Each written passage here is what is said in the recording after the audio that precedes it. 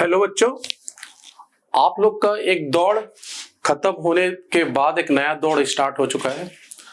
जैसे कि बहुत सारे बच्चे बोले थे कि सर सीजीएल खत्म हो चुका है, ठीक है। उसके बाद सीएचएल चल रहा है।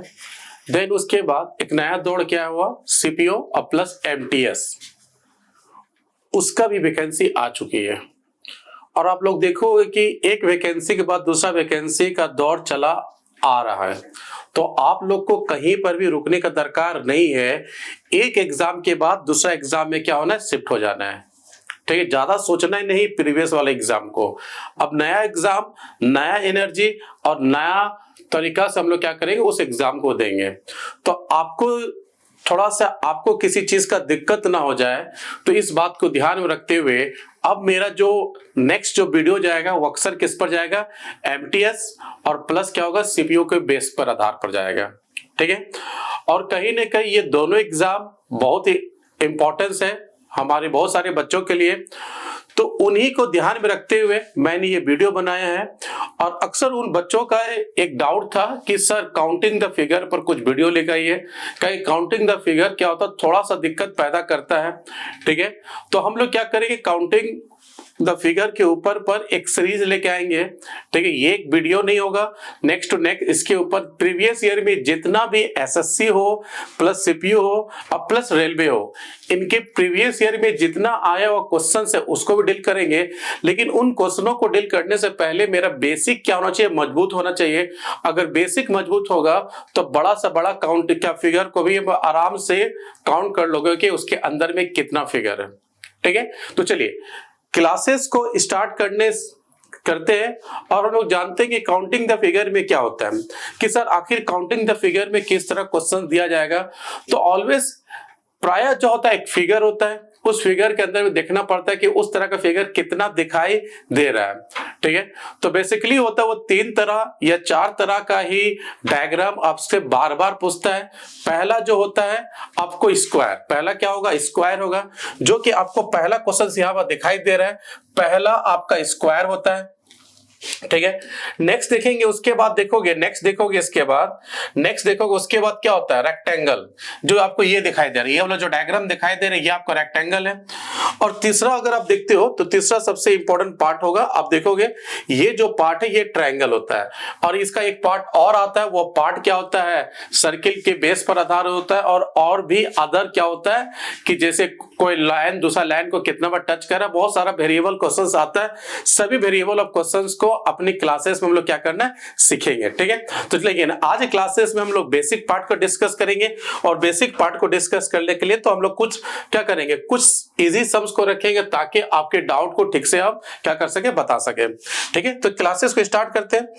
तो आप लोग को पहला चीज याद रखेंगे, पहला जो पिक्चर आपको यहां पर दिखाई दे रहा है तो वो पिक्चर किसके ऊपर है, तो आप बोलोगे कि सर देखिए स्क्वायर के ऊपर है। आपको बताना है कि ये वाला जो डायग्राम है, ये वाला जो डायग्राम है, इसमें टोटल जो है वो कितना स्क्वायर कितना है आपको फाइंड आउट करके बताना है, ठीक है। और इसका बेसिकली हर वो तरीका बताएंगे ताकि आपको कम से कम समय में इसे डील कर सकते हैं। तो पहला क्वेश्चन में आपको फाइंड आउट बताना है कि आपको एक डायग्राम दिया गया, इस डायग्राम के अंदर भी टोटल कितना स्क्वायर है। तो नॉर्मली बड़े से बड़े डायग्राम में कितना, उसके अंदर में कितना और डायग्राम है, इसको फाइंड आउट करने से लिए आप एक क्या होता है, रीजनिंग जो होता है एक लॉजिक को फॉलो करता है। रीजनिंग क्या होता है, एक लॉजिक को फॉलो करता है। जैसे कि मान लो कि यहां पर अगर मान लो हम 3 दे, यहां पर क्या दे, अगर हम 3 दे देते हैं, ठीक है। अब उसके बाद यहां पर 27 दे देंगे तो आप 100% बोलोगे कि सर इसका क्या किया गया, इसमें आपका क्यूब किया गया है। उसी तरह अगर यहां 4 देंगे तो 4 क्यूब करेंगे तो यहां पर क्या होगा, 64 होगा। देखिए इन दोनों नंबर में कुछ समानता नहीं है, बस एक लॉजिक है कि किसी भी नंबर का क्यूब किया गया है। तो उसी तरह हमेशा याद रखेंगे कि जब भी एक रीजनिंग होता है एक लॉजिकल चीज को फॉलो करता है।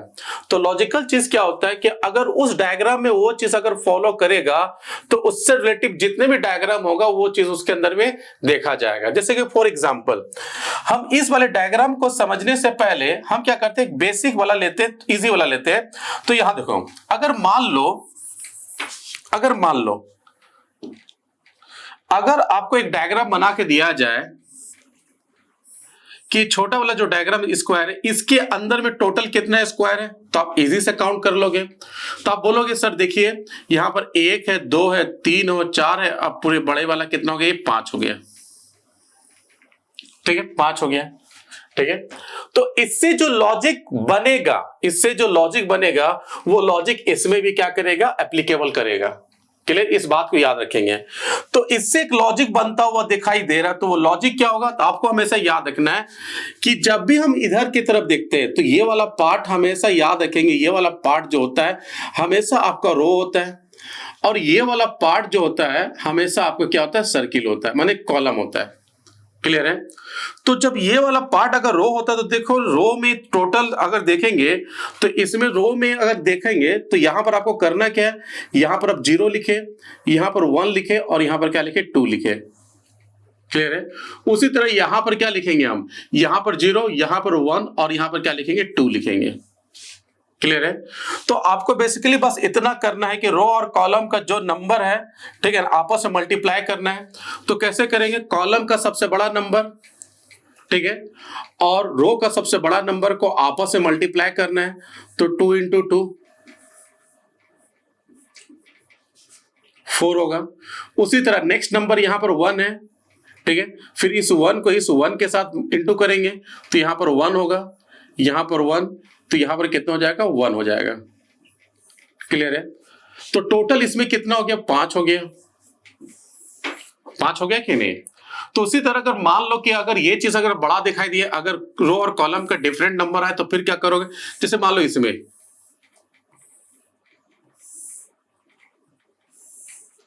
अगर इसमें बोले, जैसे कि और एक ले लेते हैं, अगर इसे बोलेंगे तो इसमें कितना होगा आप देखो, तो अगर यहां पर हम 0 रख दें, यहां पर 1 2 3 और क्या ये 4, यहां पर 1 2 और 3। अब बताओ रो और कॉलम का सबसे बड़ा नंबर क्या है, इसका 4 है और इसका 3 है, इन दोनों के साथ मल्टीप्लाई करेंगे तो 4 इंटू 3, फिर इसका 3 होगा, इसका क्या होगा, 2 होगा, इसको मल्टीप्लाई करेंगे तो 3 इंटू 2। क्लियर है, अब उसके बाद देखेंगे इसका 2 होगा, इसका 1 होगा, तो यहां पर क्या करेंगे 2 इंटू 1। ठीक है, अब इसका यहां पर 1 होगा और इसका यहां पर क्या होगा, 0 होगा, तो यहां पर क्या लिखेंगे 1 और यहां पर लिखेंगे 0। अब उसके बाद इसको देखा जाए तो यहां पर टोटल कितना हो जाएगा आपका 12, यहां पर कितना होगा आपका 6, यहां पर कितना होगा 2 और यहां पर बड़ा 0 हो जाएगा। इन सभी को जोड़ोगे तो कितना होगा, यहां पर 20 होगा। तो अक्सर क्या होता है यूट्यूब में बताया जाता है कि रो और कॉलम का जो सबसे बड़ा नंबर होता है उसको आपस में मल्टीप्लाई करेंगे और सभी में -1 करते चला जाना है, और तब तक माइनस करेंगे ताकि किसी एक साइड में 1 ना आ जाए। तो वो बेसिकली आपको एक क्या सिखा रहा है, आपका एक ट्रिक सिखा रहा है, लेकिन वो ट्रिक कैसे बना वो चीज सिखाया नहीं है। तो हमेशा याद रखेंगे रो और कॉलम का जो सबसे बेसी नंबर हो उसको आपस में क्या करना है, मल्टीप्लाई करते चले जाना है। ठीक है, तो अगर इसके हिसाब से देखा जाए तो इस सम का आंसर क्या होगा, तो आप बोलोगे सर इसमें भी वही चीज करेंगे, यहां पर क्या करेंगे, यहां पर आप 0, यहां पर 1, यहां पर 2, यहां पर 3, उसी तरह यहां पर 1, यहां पर 2, यहां पर बड़ा 3। तो अब देखो इसका मल्टीप्लाई इसके साथ तो 3 इंटू 3, यहां पर 9, फिर इसका मल्टीप्लाई इसके साथ 2 इंटू 2 4, फिर इसका मल्टीप्लाई इसके साथ 1 इंटू 1, तो यहां पर कितना हो जाएगा 1 हो जाएगा। इन सभी को जोड़ोगे तो 14 होगा। तो आप बोलोगे इस पार्टिकुलर सम का जो आंसर होगा वो क्या होगा, 14 होगा। खटा, क्लियर है, 14 होने वाला है। ठीक है, तो इस चीज को ध्यान रखना है, बहुत ही इजी तरीका बताया। अब उसी तरीका के और सम्स करते हैं, यहां पर देखेंगे आप लोग क्वेश्चन नंबर 2। ठीक है, तो क्वेश्चन नंबर 2 अगर देखा जाए तो क्वेश्चन नंबर 2 को आप लोग डील कीजिए। चलो टोटल इसमें कितना देखो, इसमें तो आपको खाली गौर करना है कि गौर से देखो, सिंपलिटी इस चीज को देखो, इसके अंदर में एक चीज को खाली याद रखो, इसके अंदर में ये वाला फिगर जो है, खाली ये देखो, ये वाला फिगर जो आपको दिखाई दे रहा है, ये वाला फिगर जो है, इस वाले डायग्राम में टोटल कितना दिखाई दे रहा है, आप खाली ये ऑब्जर्व करो कि ये वाला जो फिगर है, इस वाले डायग्राम में टोटल कितना दिखाई दे रहा है, आपको ये खड़ी करना है। ठीक है, तो आप बोलोगे सर इस वाला फिगर में आप देखोगे, ये वाला फिगर है, इस डायग्राम में टोटल आपको 3 दिखाई दे रहा है, एक ये और एक ये, टोटल कितना दिखाई दे रहा है? 3 दिखाई दे रहा है। तो आप बोलोगे सर इसमें अगर देखा जाए तो टोटल इसमें स्क्वायर कितना होगा, यहाँ पर बेटा 0 लिखेंगे, यहाँ पर 1, यहाँ पर 2, यहाँ पर 1 और यहाँ पर क्या है 2 लिखेंगे। ठीक है, तो रो और कॉलम का सबसे बड़ा नंबर, इसको देखिए यहाँ पर 2 है और यहाँ पर क्या 2 है, आपस में मल्टीप्लाई करेंगे 2 इंटू 2, यहाँ कितना होगा 4 होगा, यहाँ पर 1 है और यहाँ पर 1 है, तो बोलेंगे 1 इंटू 1, टोटल यहाँ पर 1 हो जाएगा।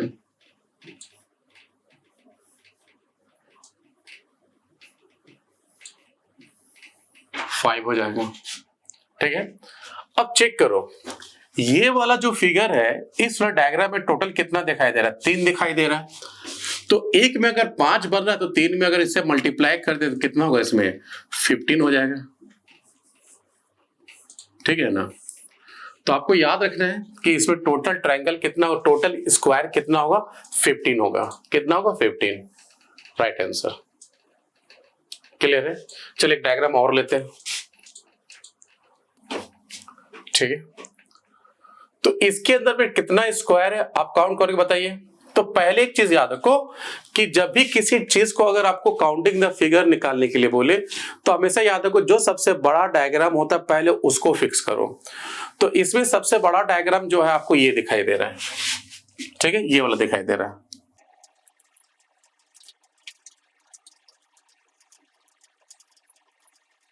ये दिखाई दे रहा है, पहले इसको देखो। ठीक है, इसमें टोटल कितना है स्क्वायर देखो। तो आप बोलोगे सर इसका तो अभी हम कुछ देर पहले निकालना सिखाए थे आप लोग को। ठीक है ना, आप बोलोगे सर यहां पर 0 पुटअप करते हैं तो यहां पर 1, यहां पर 2, यहां पर क्या होगा 3, यहां पर 1, यहां पर 2 और यहां पर 3। ठीक है, तो आपको देखना है कि रो और कॉलम का, तो ये वाला पार्ट देखोगे कॉलम है और ये वाला पार्ट क्या रो है। तो रो और कॉलम का सबसे बड़ा नंबर क्या 3 है। ठीक है, अब लो 3 से मल्टीप्लाई 3 के साथ करो, यहां पर कितना होगा 9 होगा। उसके बाद इस 2 का मल्टीप्लाई इस 2 के साथ करो तो 2 इंटू 2 4 होगा। फिर इस 1 का मल्टीप्लाई इस 1 के साथ करो तो 1 इंटू 1 यहां कितना होगा 1 हो जाएगा। अब फिर हमको मालूम है कि उसके बाद 0 बचा तो उसको करने की दरकार नहीं, तो टोटल जो है यहां पर आपका बनता हुआ दिखाई दे रहा है 14। ठीक है, तो इसमें टोटल अभी 14 स्क्वायर नहीं है क्योंकि हमने बड़ा वाला बॉक्स को खाली किया और ऐसा छोटा छोटा आप देखोगे कि मेरे पास 4 बॉक्सेस दिखाई दे रहा है, तो मतलब 4 और हो जाएगा। तो ऑलवेज यहाँ पर टोटल जो ट्रायंगल बनता है, सॉरी टोटल जो स्क्वायर बनेगा वो कितना बनेगा 18 बनेगा, मतलब 18 बनेगा। ठीक है, जो एमटीएस का प्रीवियस ईयर से लिया हुआ एक कलेक्शन है। ठीक है ना, जो थोड़ा सा इजी लगेगा अकॉर्डिंग टू, अगर देखा जाए कंपेयर करें एसएससी सीजीएल के बेस पर थोड़ा सा इजी लगेगा क्योंकि एमटीएस का जो एग्जाम हो तो वो अक्सर क्या होता है 10 बेस पर होता है और इसका क्वेश्चन थोड़ा सॉफ्ट होता है किसके, एसएससी सीजीएल के आधार पर। ठीक है, चलिए नेक्स्ट चलते हैं।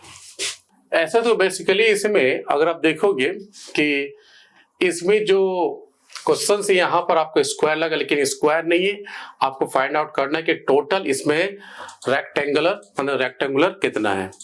ठीक है, तो सिंपलिटी चीज को याद रखेंगे कि किसी भी डायग्राम के अंदर में टोटल रेक्टेंगल कितना है, आपको अगर ये फाइंड आउट करने के लिए बोले तो पहले इजी वाला सोचो कि सबसे इजी वाला जो होगा इसका तो वो कितना होगा।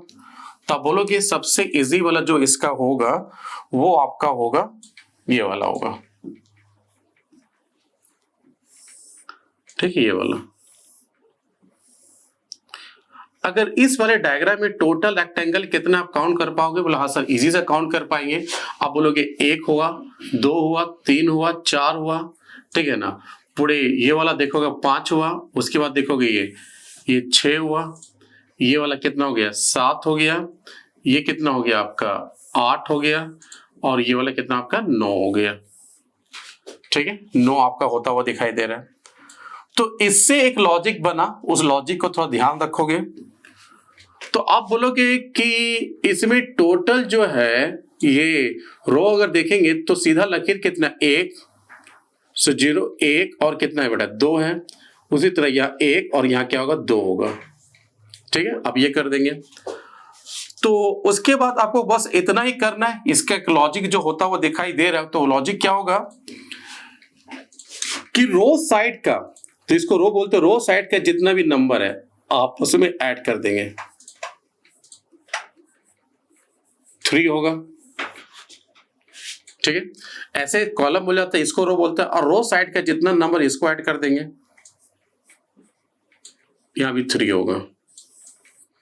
ठीक है, अब इस 3 का मल्टीप्लाई अगर इस 3 से करते हैं तो कितना होता है 9 होता है कि नहीं, और ऐसे भी इसमें 9 निकल रहा है। तो जो रूल इसमें एप्लीकेबल करेगा वो रूल बेटा इसमें भी एप्लीकेबल करता हुआ दिखाई देगा। तो आपको बेसिकली क्या करना है, यहां पर 0 लिखना है, यहां पर 1, यहां 2, यहां 3, यहां 4, यहां पर 1, यहां पर 2, यहां 3 और यहां 4। ठीक है, तो उसके बाद जितना भी आपका रो साइड का नंबर और जितना आपका कॉलम साइड का नंबर, इन सभी को जोड़ेंगे। तो जब इन सभी को तुम जोड़ोगे तो टोटल यहां पर आपका दिखाई देगा। तो यहां पर कितना हो गया, तो बोलेंगे हाँ सर यहाँ टोटल 10 हो गया। ठीक है, इधर भी देखेंगे तो इधर भी अगर आप जोड़ते हो इस सभी को तो यहां पर इधर भी क्या होगा आपका 10 हो जाएगा।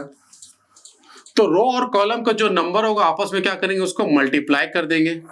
ठीक है ना, तो आप बोलोगे रो साइड कितना नंबर है 10 है, और कॉलम कितना बेटा 10 है, तो मल्टीप्लाई करो तो कितना 100 होगा।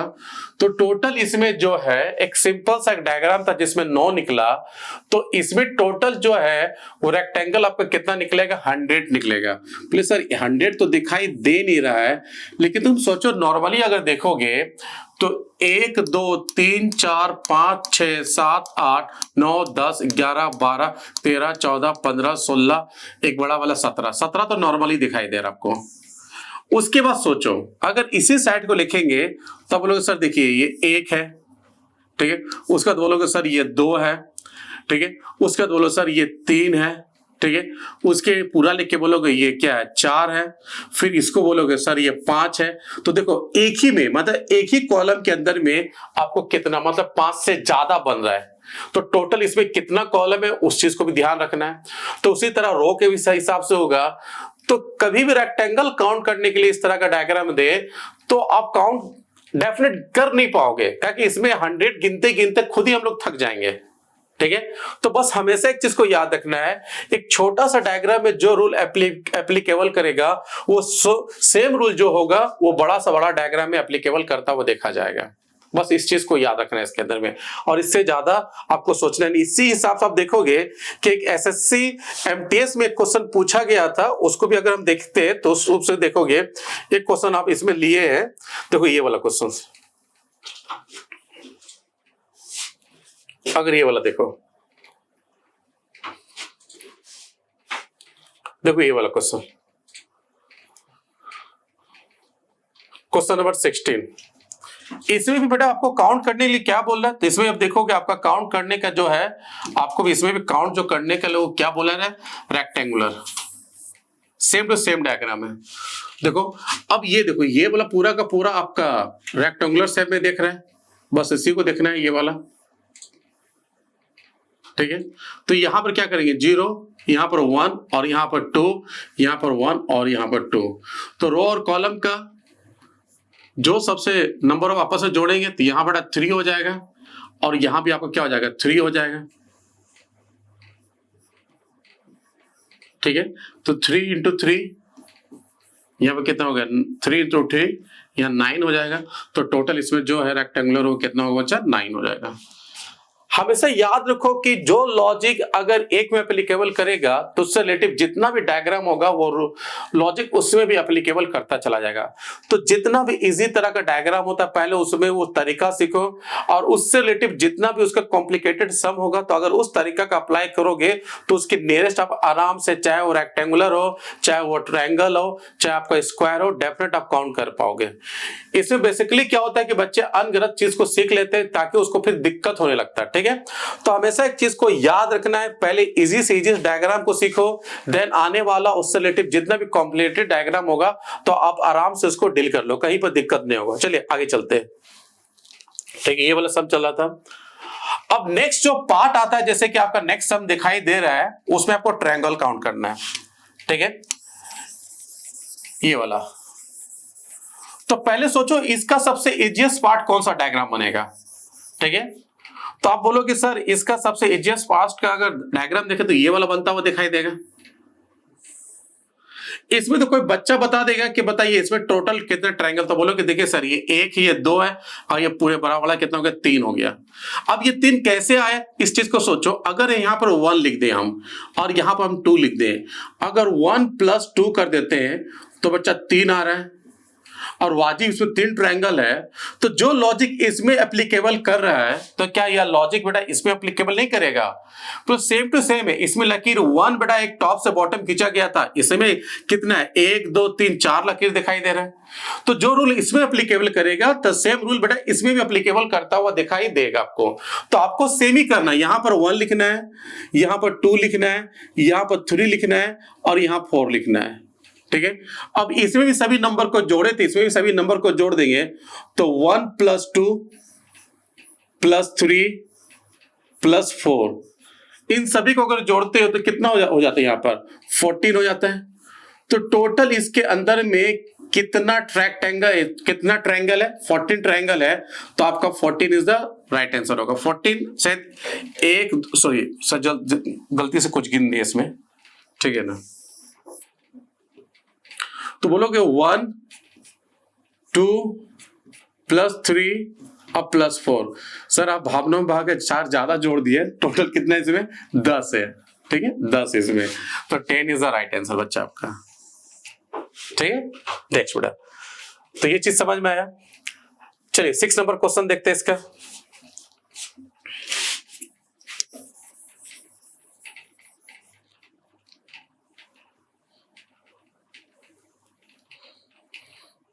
चलिए इसे बताते हैं इसमें टोटल कितना ट्रायंगल है।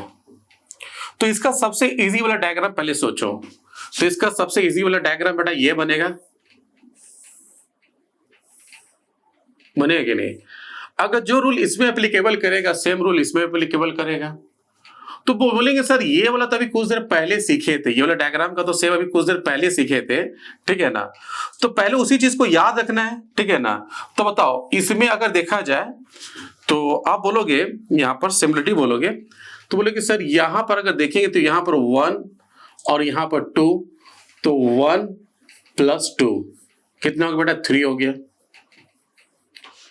अब चेक करो कि हॉरिजॉन्टल लाइन जो टोटल इसमें कितना दिखाई दे रहा है। तो आप बोलोगे टोटल इसमें हॉरिजॉन्टल लाइन जो है, सीधा लकीर जो है, वो एक यहां दिखाई दे रहा है और यहां 2 दिखाई दे रहा है। तो सबसे बड़ा नंबर क्या 2 होता है, 2 है कि नहीं? तो जो सबसे बड़ा नंबर होगा उसके साथ इसका मल्टीप्लाई मार देंगे तो टोटल इसमें कितना बनेगा 6 बनेगा। अगर ये रूल इसमें एप्लीकेबल कर रहा है तो इससे रिलेटिव जितना भी डायग्राम होगा उसमें वो रूल एप्लीकेबल कर जाएगा। तो आपको बेसिकली वही चीज को करना है यहाँ पर। तो आप बोलोगे यहाँ पर देखोगे, अगर यहाँ बोलते हो तो आप बोलोगे कि सर यहाँ पर 1, यहाँ पर 2, यहाँ पर 3, यहाँ पर 4, यहाँ पर 5। तो आप बोलोगे 1 + 2 + 3 + 4 + 5। ठीक है, इन सभी को जोड़ो तो यहां पर कितना होगा 15 होगा। ठीक है, अब जो चीज यहां पर कर रहा है वो चीज यहां पर भी करेंगे। तो यहां पर क्या लिखेंगे 1, यहां पर 2, यहां पर 3, यहां पर 4 और यहां पर 5। तो सबसे बड़ा नंबर क्या 5 है। इस 5 को इसके साथ जब मल्टीप्लाई करेंगे तो टोटल होगा 75 होगा। क्या होगा 75। टोटल इसमें जो ट्रायंगल है वो कितना होगा 75 इज द राइट आंसर होगा इसका। ठीक है, तो तो इस तरह का डायग्राम में अक्सर क्या होता है कि थोड़ा सा हम डायग्राम के खेल में फंस जाते हैं, और इसको अगर इस तरह का तरीका आप नहीं सीखोगे तो डेफिनेट क्या होता है, कभी कभी 75 तक किसका गिन पाएंगे। हमको नहीं लगता कि 20-25 से जाते जाते फिर हम लोग गिनती ही ठीक से नहीं कर पाते, तो 75 तक कैसे काउंट कर पाएंगे। क्लियर है? इस चीज को आपको थोड़ा सा इसमें देखने का दरकार है। ठीक है, नेक्स्ट चलते हैं। जैसे कि ये 7 नंबर वाला जो क्वेश्चन से अक्सर कम जितने भी एग्जाम आए उसमें थोड़ा सा क्या वो बच्चे लोग को पसीना छुड़ाया है, ठीक है ना। तो सिंपलिटी चाहे ये दिखाई दे, इससे ज्यादा आपको इस तरह का मतलब डायग्राम इस तरह का आपको ट्रायंगल अगर दिखाई दे, तो बेसिकली बोलेंगे कि इसमें ट्रायंगल काउंट करने का तरीका ये है कि इसमें जो ट्रायंगल का पहले एन फाइंड आउट कीजिए कि एन इसमें कितना है। तो बहुत सारे बच्चे को दिमाग घूमेगा कि एन होगा क्या। तो जैसे कि ये 1 हुआ, ये 2 हुआ, ये 3 हुआ और ये 4 हुआ, तो हम बोलेंगे कि इसमें एन का वैल्यू कितना हो गया, 4 हो गया। ठीक है, उसी तरह अगर और होता तो 5 हो जाता है। तो उसके बाद क्या करना है, इसको नंबर लिखना है यहाँ 1 2 3 और ये 4। क्लियर है? अब यहां पर बच्चा आपको 0 लिखना है यहां पर। ठीक है, अब इस 0 को इस 1 के साथ ऐड करेंगे तो 1 होगा, फिर इस 1 को इस 2 के साथ ऐड करेंगे तो यहां पर 3 हो जाएगा। अब इस 3 को इस 3 के साथ जोड़ेंगे तो यहां पर 6 हो जाएगा, और 6 को ये 4 के साथ जोड़ेंगे तो यहां पर क्या होगा, 10 हो जाएगा। क्लियर है? अब उसके बाद इन सभी नंबरों को आपको जोड़ना है, तो इन सभी नंबर को जोड़ोगे 10 और 6 16, 16 3 19, 19 और 1 कितना बड़ा, 20 हो गया। तो आप बोलोगे इसमें 20 ट्रायंगल है, फुल नहीं, 20 से ज्यादा ट्रायंगल होगा। उसके बाद नेक्स्ट स्टेप आपको करना क्या है, तो नेक्स्ट स्टेप बस आपको यही करना है इसमें कि इसमें पहला वाला को छोड़ना है, आपको दूसरा वाला को लेना है, फिर इसको छोड़ना है, फिर इसको लेंगे, फिर इसको लेंगे, तो इसको क्या करना, छोड़ना पड़ेगा आपको। ठीक है ना।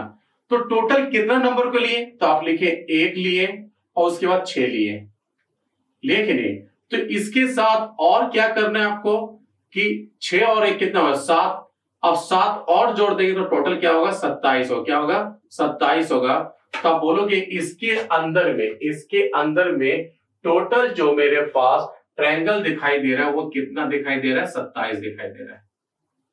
कितना दिखाई दे रहा है, 27 दिखाई दे रहा है। ठीक है, तो कितना इजी प्रोसेस बता। अगर यही चीज, अगर ये नंबर ऑफ, अब मान लो कि टोटल एन का वैल्यू इसमें अगर 5 डालो तो आप करते क्या, तो यहाँ पर 1 लिखते हैं, यहाँ 2 लिखते हैं, यहाँ 3 लिखते हैं, यहाँ 4 लिखते हैं और यहाँ क्या लिखते हैं, 5 लिखते हैं। उसके बाद यहाँ पर क्या लिखेंगे, 0 लिखते हैं। 0 के बाद यहाँ पर बेटा क्या लिखेंगे, इसके साथ जोड़ दे, यहाँ 1, यहाँ 3, यहाँ 6, यहाँ 10 और यहाँ बेटा 15 हो जाएगा। इन सभी को जोड़ो तो उसके बाद वही चीज करना है कि एक छोड़ना है, एक लेना है, एक छोड़ना है, एक लेना है, एक छोड़ना है, ये लेना है। बस इन सभी नंबरों को खाली क्या करना है, आपको ऐड कर देना है जो लेने वाला, तो आपका डेफिनेट आंसर आ जाएगा। कैसा लगा तरीका सीख के, बड़ा ही बवाल तरीका था। ठीक है, चले नेक्स्ट देखते हैं। अब देखो, किसी भी स्क्वायर के अंदर में टोटल कितना ट्रायंगल है, अगर उसको काउंट करने के लिए बोलिए तो अब क्या करो कि इतना बड़ा डायग्राम को ना सोच के इसका सबसे इजी फॉर्मेट डायग्राम सोचो, ये वाला सोचो, ये सबसे इजी है कि नहीं। ठीक है, अगर इसमें ट्रायंगल काउंट करने के लिए बोले तो बोलेंगे सर 1 हुआ, 2 हुआ, 3 हुआ, 4 हुआ, 4 हुआ कि नहीं। अब बोलेंगे ये वाला जो हुआ ये 5 हुआ और ये वाला क्या हो गया, 6 हो गया, ये वाला 7 हो गया और इसके उल्टे साथ 8 हो गया। ठीक है, 8 हो गया। अब ये स्क्वायर के अंदर में जब हम ट्रायंगल काउंट करते हैं तो 8 कैसे आया, तो तुम लॉजिक लगाओगे, तो यहां पर नंबर लिखोगे 1, यहां पर नंबर लिखे 1, यहां 2, यहां 3 और यहां 4। तो सबसे बड़ा नंबर क्या, 4 है। जब 4 का मल्टीप्लाई अगर 2 से करते हो तो यहां पर कितना होता है तुम्हारा, 8 होता है। 8 होता है कि नहीं। तो उसी तरह से आप बोलोगे, तो ये जो लॉजिक इसमें एप्लीकेबल कर रहा है तो सेम लॉजिक बेटा इसमें भी एप्लीकेबल करेगा। तो आप बोलोगे यहां पर 1 होगा, यहाँ 2 होगा, यहाँ 3 होगा, यहाँ 4 होगा, यहाँ 5 होगा, यहाँ 6 होगा, यहाँ 7 होगा और यहाँ 8 होगा। तो सबसे बड़ा नंबर क्या 8 है। तो 8 का जब भी दुगना करोगे तो यहाँ पर कितना होगा, 16 होगा। तो आप बोलोगे टोटल जो इसमें आपका ट्रायंगल है वो ट्रायंगल कितना हो जाएगा 16 हो जाएगा। खट्टा है आपका आंसर। ठीक है, इसी तरीका है। नेक्स्ट चलते हैं, नेक्स्ट हमले को चलते हैं इसको। ठीक है, अब इस वाले जो डायग्राम आपको दिखाई दे रहा है इसमें टोटल कितना ट्रायंगल आप काउंट कर पाओ तो बताओ कमेंट के माध्यम से। लेकिन तब भी हमेशा याद रखो कि इस तरह का ट्रायंगल जब भी आपके सामने आता सबसे इजी फॉर्मेट का डायग्राम सोचो। अब सोचो इसमें कितना होता है।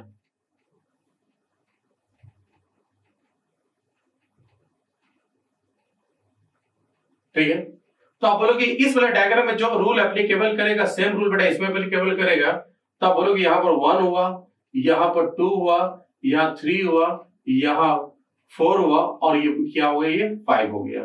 तो टोटल इसमें कितना 5 है। तो ये 5 कैसे आया, तो हम क्या किए इसमें एक फॉर्मूला पे इन्वर्ट किए और वो क्या था 4n+1।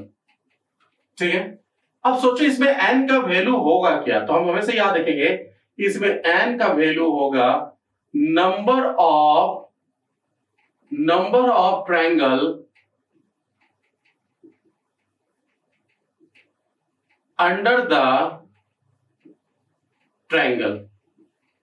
कहने का बस मतलब है कि एक ट्रायंगल के अंदर में टोटल कितना ट्रायंगल है तो वही क्या हुआ n का वैल्यू हो गया। सिंपलिटी इस बात को सोचो इसमें।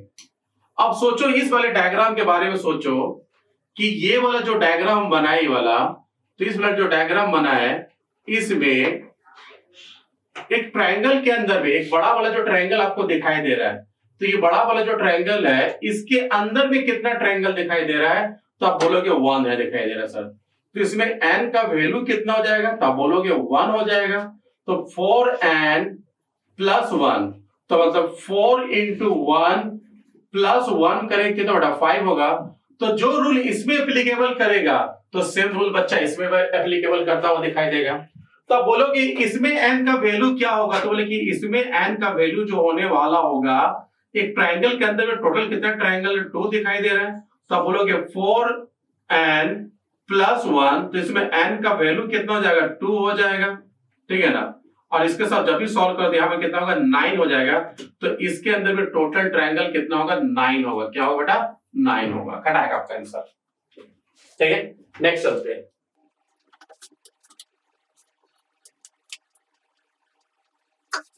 हमेशा एक चीज को याद रखो, बहुत चीज को देखो कॉम्पिटिटिव लाइन में आप लोग आए हो तो बहुत चीज लॉजिकली वे में बनता है, बहुत चीज को थोड़ा सा याद रख लोगे तो ये आपके लिए बहुत आराम होगा।